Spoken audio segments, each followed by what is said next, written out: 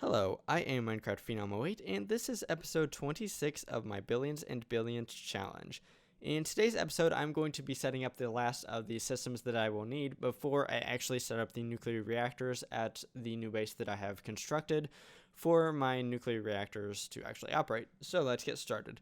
The first thing that I should do is put on my hazmat suit once again, so let's go ahead and do that before I forget. And there we go, now I'm protected from radiation, and let's grab some stuff. So what I will need are some ender chests here, and redstone lapis, some crafters, and some ME conduit stuff. So what I'm going to be doing is I'm going to be setting up some ender chests with blocks of lapis and blocks of redstone, so that my nuclear reactors can keep cool. So my nuclear reactors that I am going to be building and have not built quite yet will be using these redstone blocks and lapis blocks, and I really thought about how I could use the train to actually deliver the redstone and lapis over to my other base. But the thing is, I want to moderate how much I send over there, and there's really, as far as what I can come up with, there's not a really good way to do this. So I'm just going to use ender chests for this. I'm still going to be using my train to get all of the resources back from that base to my current main base here. So let's go ahead and set up the system. So what I'm going to do is I'm going to set up crafters first of all. So these crafters will be set up right here. And let's actually give them... Let's not give them a little bit of space away from each other. So what I'm going to do here is let's get rid of this torch. And let's grab some flux duct, because these bad boys need power. So let's hook them up to power like so. So now they are getting power, and that's fantastic. So next, let's set up the export buses here, and we can do that like so. So this one's going to be redstone, and this one's going to be lapis. I do need to go ahead and throw in the acceleration cards. They will be using quite a bit of this stuff.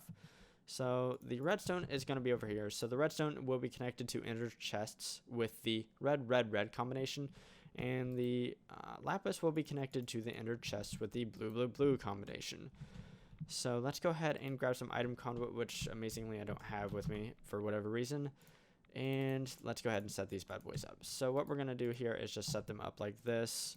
I am going to disconnect this, but even so, I'm still going to change the color. In the spirit of things, let's make this one blue, always on, like blue, insert, and then this one can be red. I'm not sure where red is here, or if there is a red. There has to be red. Okay, red, always on. Oh yeah, it's the second to last color, that's why. So there we go. So what we're going to need to do is let's hook these up to the ME system, and we can do that like so. And let's get rid of that, because it's very unsightly. So so this one is the redstone. So let's go ahead and set up the recipe. Might as well. And that's going to be our recipe. Wait, did I reverse this? I did. So you know what? Let's go back, and let's make this redstone and this lapis. Sorry about that. And then this one over here can be, we're just going to be making blocks of lapis. And then this one will be making blocks of redstone. Pretty simple recipes here. And let's go ahead and get rid of the rest of that stuff. So my red chests will be filled with blocks of redstone, and my blue will be filled with blocks of lapis lazuli. So that is fantastic. One last thing I would like to change here is I do want to change this from a modular storage unit to an ender chest of green. So let's go ahead and pull this stuff out. Let's go ahead and just simply replace this. So I actually probably don't need the storage bus here, but I'm going to keep it there just because. So let's go ahead and throw these back in there. Let's make sure that this is still configured to be -1000 with the uranium there. So that's cool. And let's go ahead and make sure that I don't have any residual ore in here. So I don't. That's fantastic. So now that I have the ender chest set up, that's going to be the way that I'm going to get the fuel and the lapis and redstone blocks to my nuclear reactors at the base. And then the train will get the stuff back to this base. Obviously, I could use ender chests, but I feel like trains are cool. But their usefulness is actually kind of limited. So that's why I'm choosing to use ender chests here. I really would like to use trains, and maybe in the future I could shift that system over to be using trains. But like I said, I want to moderate the amount of lapis and redstone I send over there, but I do want to make sure to send enough. And this is by far the easiest way to ensure that I do that. So the next thing that I want to do is I want to make reinforced stone. So actually, since I'm done dealing with that stuff, let's go ahead and take off this hazmat suit and let's put on my regular armor here. And I should be able to go ahead and throw some of that stuff back into my ME system. So yeah, let's just throw all that back. I do want to put my suit in this chest right here. So what I'm going to do to make reinforced stone, the recipe is not very clear. So if you search JEI for reinforced stone, and I can't quite find it, it's right here. There is no recipe. If you left click on it, it doesn't show a recipe. And that's because you actually craft this in the real world. So what you will need first is a canning machine with water in it, set to fluid enrich mode, CF powder, and a CF sprayer. So what I want to do is I want to actually automate this. So let's go ahead and set the recipe of CF sprayer, and 8 CF powder will equal a full CF sprayer. So that's going to be the recipe.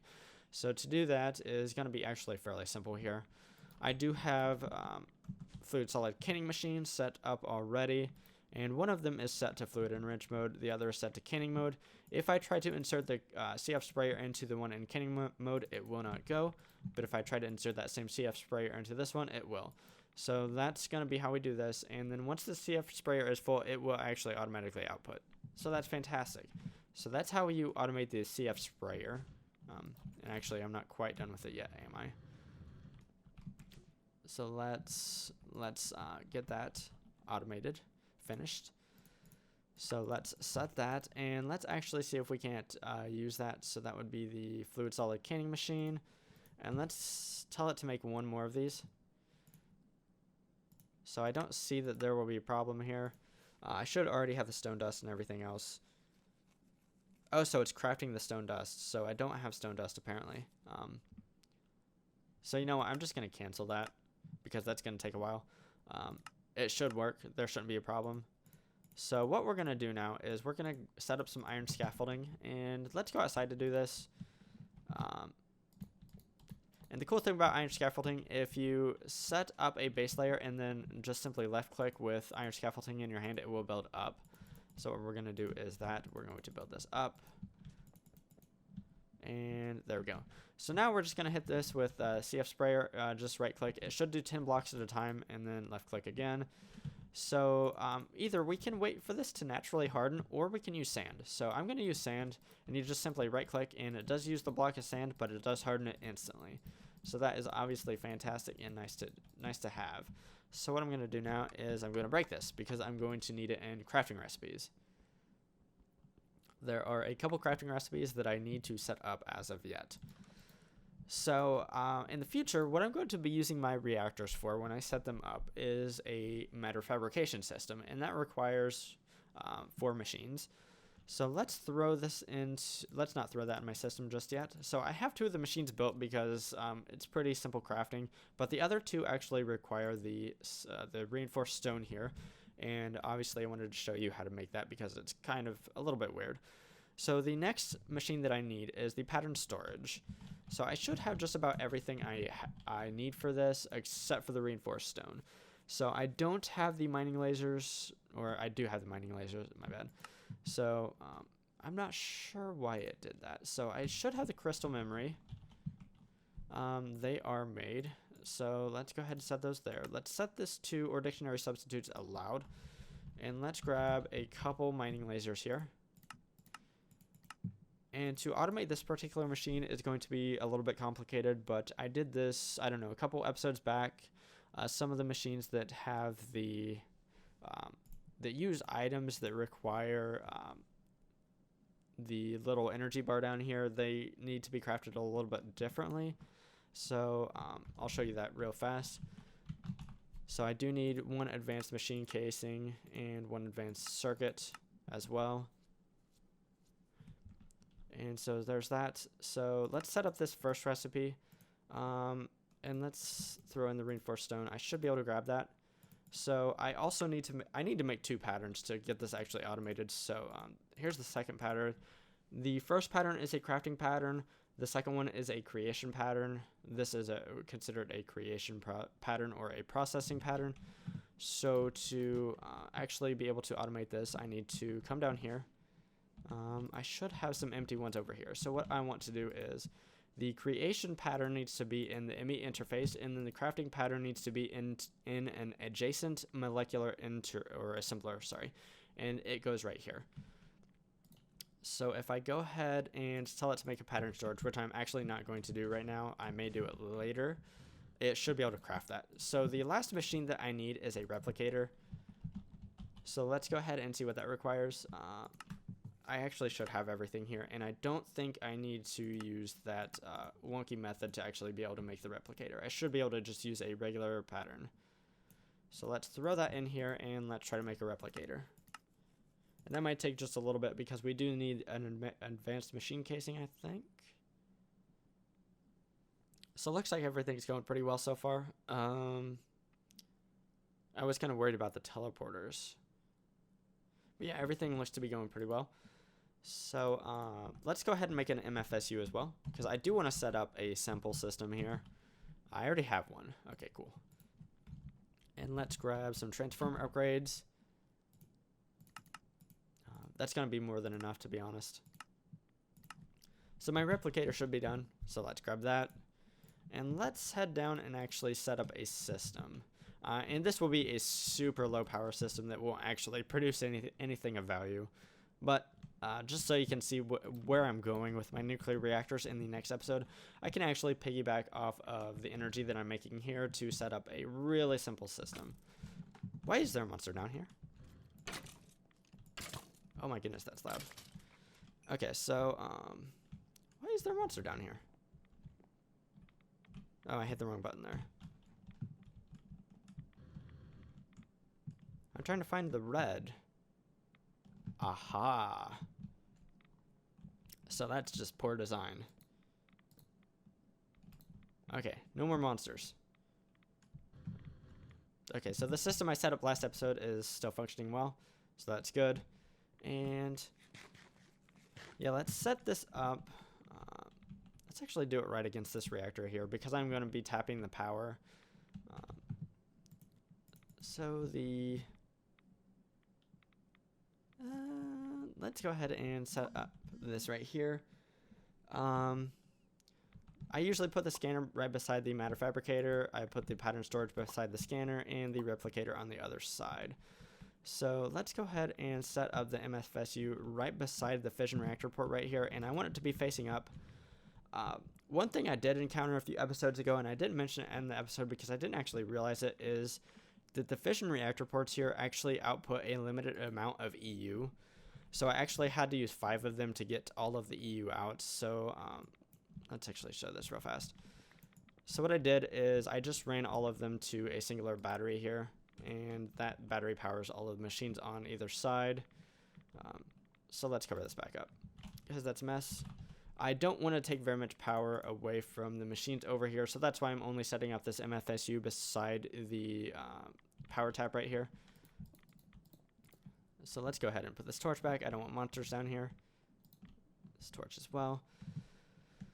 So I believe that some of these machines, actually I don't think any of these machines will need transformer upgrades with how low of the amount of power. Actually, take that back because the MFSU outputs at 2048 EU per tick, so it does output high voltage. So I do need the transformer upgrades in some of the machines here. So let's grab those, and let's put N4 in any of the machines that can actually accept. So the pattern storage doesn't actually use power, and the scanner can accept, I believe, and I say this and then it explodes, but I believe it can accept any amount of power, except maybe extreme voltage, which would be over 8,000. So let's grab the glass fiber cable here, and let's start hooking things up. Okay, cool. So what this matter fabricator will do is it will make 1 millibucket of UU matter at a time. And I actually need a system to get that UU matter over to the replicator. Yeah, and you can see that the scanner pattern is, it can hold a lot of power and it will use a lot of power, but you only need to use it once. So what I'm going to do is, let's grab some iron ore if I can, and this is actually proving more difficult than I thought it would be. Okay, so the easier way to grab iron ore might be to run over to my processing building, I just grab it from one of the alloy or the sag mills. So that would be over here. And I shouldn't have flown up because it's actually at the bottom floor. So I just need one of them. And let's go back. And I should have ran, but I didn't. Okay, so the scanner, it does what it says. It just scans a pattern in and is using more power than it actually is getting. So that's unfortunate. So, yeah, so what I'm going to do is I'm going to cut away until the scanner is done. And that might be just a little while. And once the scanner is done, I will actually finish off the rest of the system and then show it in operation. So I will be right back. So my matter fabricator and scanner just finished up with their first operation. The scanner has completed scanning the iron ore, and what we can do here is we can see how much UU matter it will actually take. So it will take 1.073 millibuckets of UU matter to make an iron ore. So we're going to save that pattern, and let's go ahead and start scanning something else. An emerald is another good item that I might be making. So additionally, we did make some UU matter. We have 1 millibucket of it. So what I need to do is I actually need to get that UU matter over to the replicator. And so let's go ahead and dig this out underneath. And we are going to use some hardened fluid duct here. And I'm going to be using a simple servo to take that UU matter from over here to the replicator. And so what the pattern storage does is it stores all of the patterns that you scan. And this is actually a machine that you don't strictly need. I believe if you make individual crystal patterns, you can use them. You can use them in conjunction with the replicator. But I never have done that, so I'm not 100% sure how that works. But as we see here, we do have the iron ore pattern that we scanned. And so if we hit repeat run, this will run. Basically, anytime it gets UU matter, it will attempt to make iron ore. We got 84% of the way there. Clearly, this system is very slow. It did take a couple minutes to get enough power to make 1 millibucket of UU matter over here. Of course, this reactor is low power and it is powering other things. I'm not drawing very much power from it.